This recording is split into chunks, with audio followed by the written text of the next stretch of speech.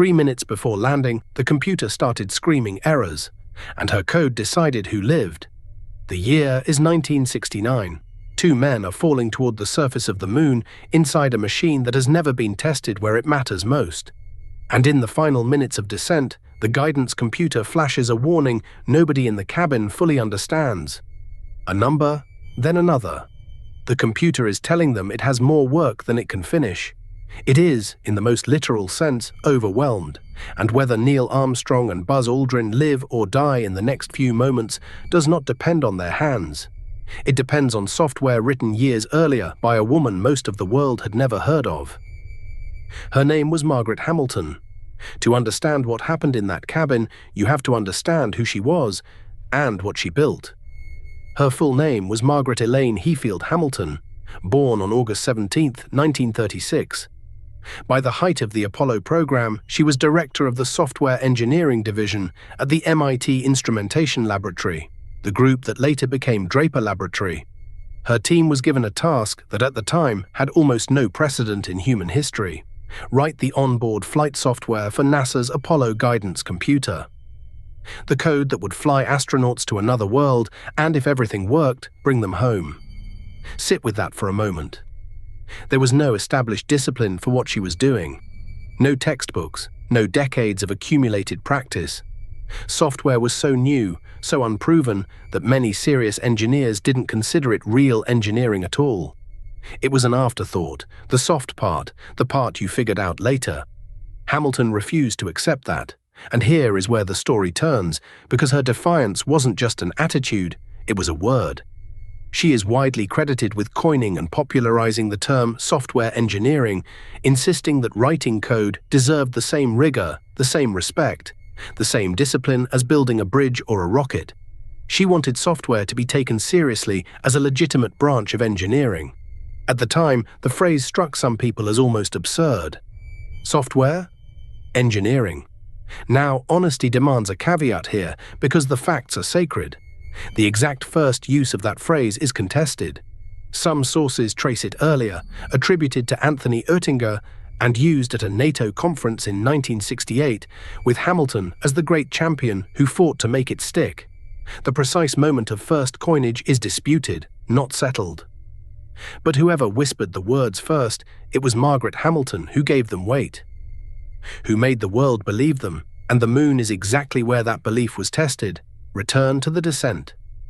July 20th, 1969, the lunar module is dropping toward the surface, and roughly 3 minutes before touchdown, the alarms begin. The codes are 1201 and 1202.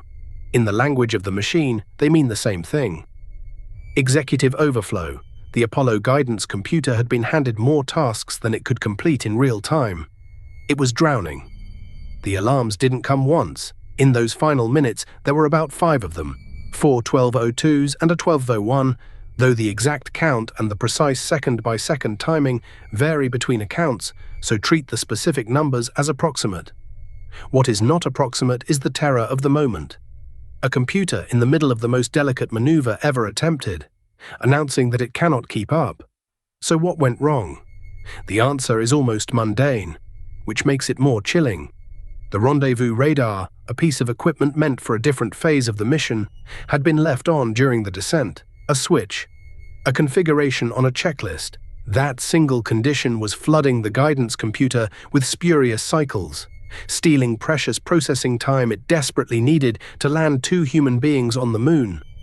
By every ordinary expectation, that should have been catastrophic.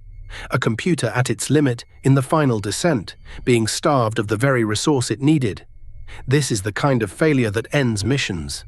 That ends lives, but it didn't. And the reason it didn't is the heart of everything Margaret Hamilton had built. Because Hamilton and her team had not written software that simply did its job when conditions were perfect. They had written software that knew what to do when everything went wrong. The system was designed with priority scheduling and restart protection.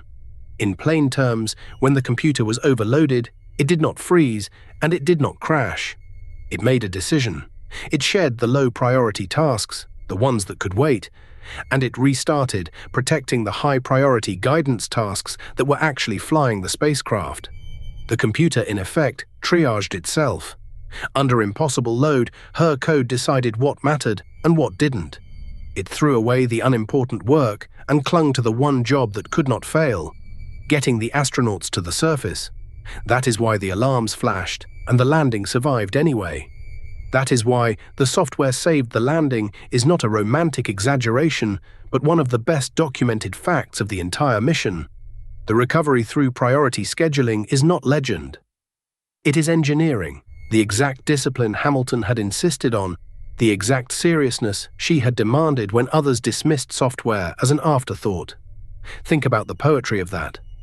The woman who fought to have software respected as engineering built the very software whose intelligent, disciplined design kept two men alive when their computer began to fail. The idea and the proof in the same person at the same instant. And notice what her code refused to do. It did not blindly try to finish everything and choke. It did not surrender. It had been given the wisdom in advance to recognize an overload and respond. Because Hamilton had thought years earlier about the failures no one else wanted to imagine. She built for the disaster before the disaster arrived. That is the difference between hoping nothing goes wrong and engineering for the moment when it does. The astronauts landed. The mission that defined a century succeeded. And the errors screaming through that cabin became, in hindsight, not a near catastrophe, but a demonstration. A live one-shot proof that good software design can be the thin line between triumph and tragedy. For years, the world remembered the men who walked on the moon and forgot the woman whose code made the walk possible. The recognition came slowly, but it came. On November 22, 2016, President Barack Obama awarded Margaret Hamilton the Presidential Medal of Freedom, the highest civilian honor in the United States. Decades after the fact, the nation acknowledged what her software had done in those 3 minutes above the lunar surface. Now step back and see the full shape of it. A discipline that barely existed. A term she fought to legitimize against people who thought software wasn't serious. And then, at the most consequential moment imaginable, that exact seriousness, that insistence on rigor, on planning for failure, on treating code as engineering, reached out from a laboratory on Earth and steadied a spacecraft falling toward the moon. The alarms in that cabin weren't a sign that the software had failed. They were the sound of it working exactly as designed, coldly, deliberately choosing survival. So here is the question worth sitting with. We now live surrounded by software. It flies our planes, runs our hospitals, manages the money and the machines that hold modern life together. Margaret Hamilton understood, before almost anyone, that code is not soft at all, that it can carry the full weight of human life. She proved it 3 minutes before a moon landing, and then she spent her career insisting we take it seriously. The real question isn't whether her software saved Apollo 11. It did. The question is whether we've truly learned what she was trying to tell us, or whether we're still calling it the soft part.